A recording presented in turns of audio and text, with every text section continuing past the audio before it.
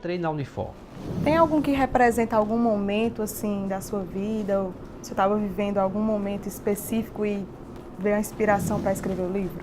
Olha, todo momento da minha vida ele é muito significativo, né? Então, assim, não tem... Eu acredito que o fato de você publicar o primeiro livro, né, por pior que seja esse livro aqui, tem uns poemas fracos que eu tenho até vergonha de mostrar, mas pelo fato de ser o primeiro livro, tem aquela emoção da primeira publicação.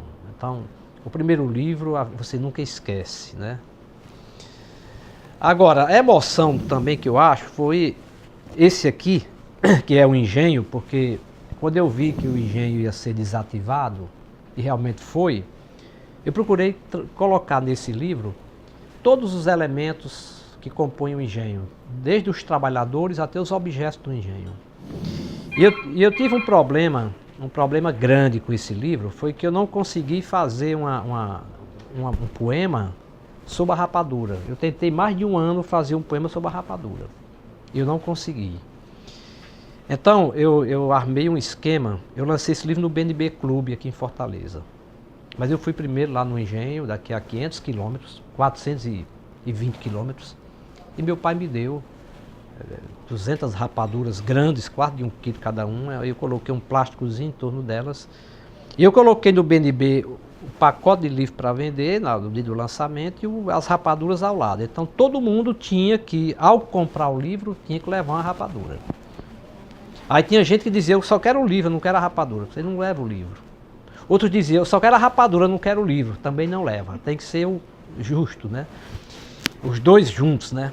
E é interessante que nessa noite de autógrafos, né? Inclusive com a presença do Rogaciano Leite Filho, que era meu colega do grupo Siriará na época, né? Nessa noite eu vendi lá no BNB Clube 120 exemplares desse livro. 120 livros. E toquei para frente também, quer dizer, foram levados pelos compradores 120 rapaduras. E no final da festa, tinha menino comendo rapadura lá pelo salão. No final da festa, eu encontrei lá fora, na sarjeta da rua, algumas rapaduras jogadas.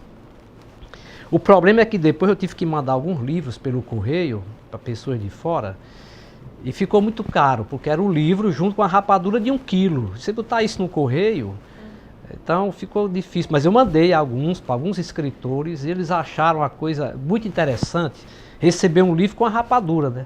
Mas aquela rapadura era um poema concreto, porque eu trabalhei no engenho. Quando eu fugi do seminário, meu pai me colocou como trabalhador durante 3 meses dentro do engenho. E às vezes faltava um trabalhador, a gente entrava para substituir. Então eu fiz muitos serviços do engenho, como corta-mel, cambiteiro, tombador de cana. Isso eu fiz no engenho, né? E isso ficou marcante, né? Eu acho que a questão do engenho, mesmo ele tendo fechado, a gente ficou com a vida adocicada. Eu acho que a minha glicose ela subiu pelo fato de eu ter vivido perto do engenho, porque até o clima fica doce, você respira doce o tempo todo, né? E isso está aqui no livro. Esse livro aqui, se alguém mastigar alguma folha desse livro, ela está doce, porque ela é um livro da rapaduridade, que eu chamo. No caso, deve ser uma experiência muito boa. Além de imaginar, você está ali provando. Você pode provar, pode arrancar a folhinha e comer que ela está doce, né? Eu não aconselho uma pessoa com glicose mastigar alguma folha desse livro, né? É um livro interessante, é uma rapadura literária. Professor, quais são as suas referências na hora da criação? Olha, as minhas referências é o dia a dia, é a observação. A gente pensa que a leitura é apenas do texto escrito, mas não é. A leitura é do conjunto, é do mundo dos signos. O nosso mundo é totalmente semiótico. Quanto mais moderna é a sociedade, mais rica em signos ela está. Então eu fico observando, às vezes um pequeno detalhe, nós estamos aqui num ambiente totalmente artificial, totalmente moderno, mas tem alguma coisa que é natural.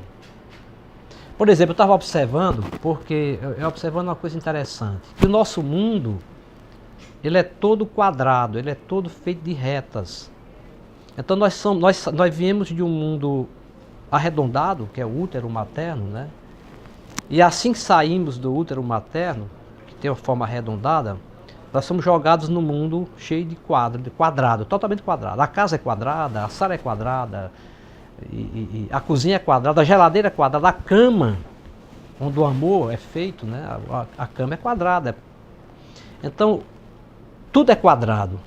Aí a gente, quando nasce, vê desse mundo redondo e cai nesse mundo quadrado, a reação é chorar. O passarinho, ele vem de um ovo arredondado, bonitinho. Quando ele sai do ovo, ele vai para um ninho, e o ninho do passarinho é uma banda de um ovo. Eu nunca vi um ninho quadrado. Todo ninho é arredondado. É como se ele deixasse um ovo inteiro e continuasse a viver dentro de uma banda do ovo.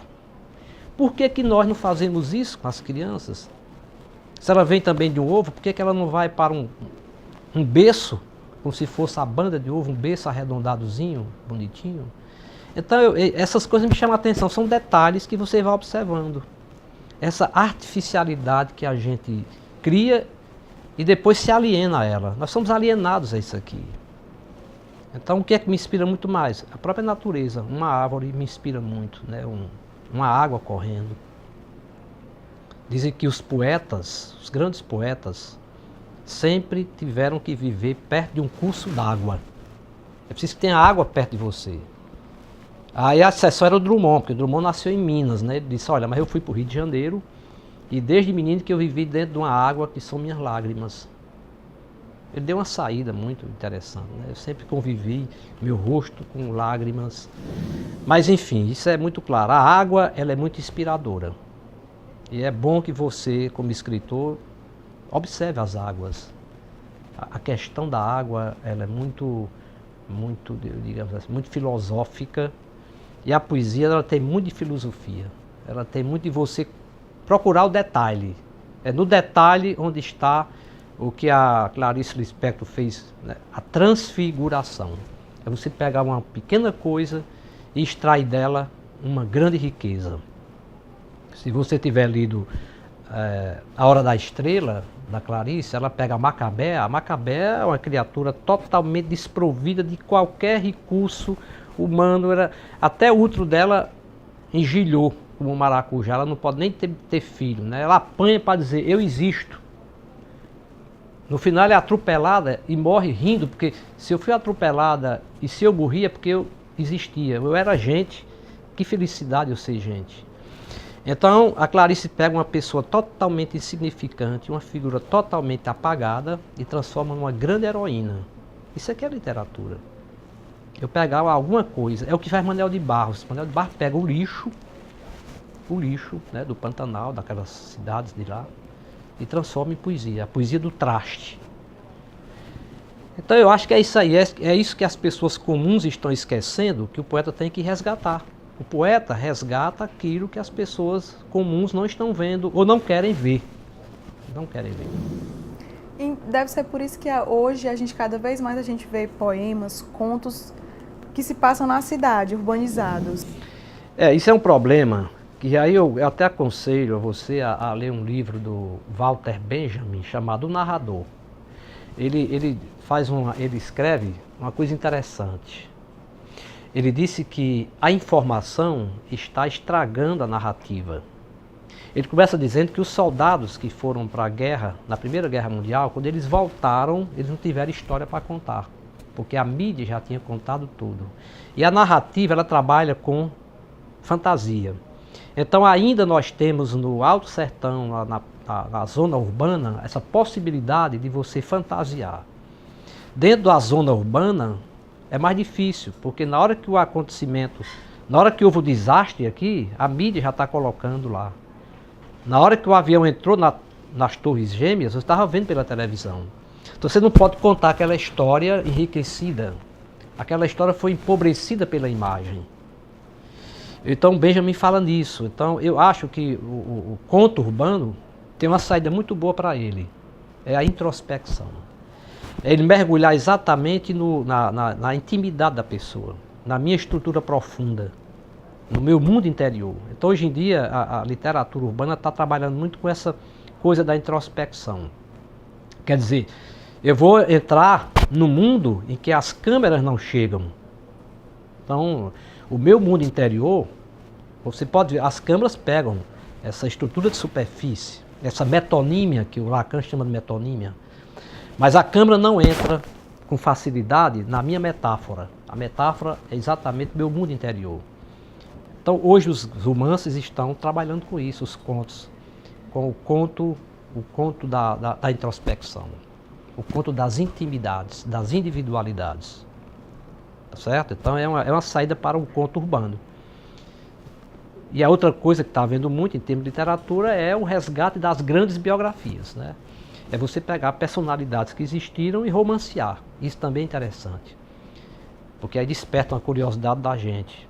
Mesmo você não sabendo onde é que termina a realidade e começa a ficção, mas hoje em dia é um caminho que está se tomando na literatura. A introspecção e as grandes narrativas biográficas, né?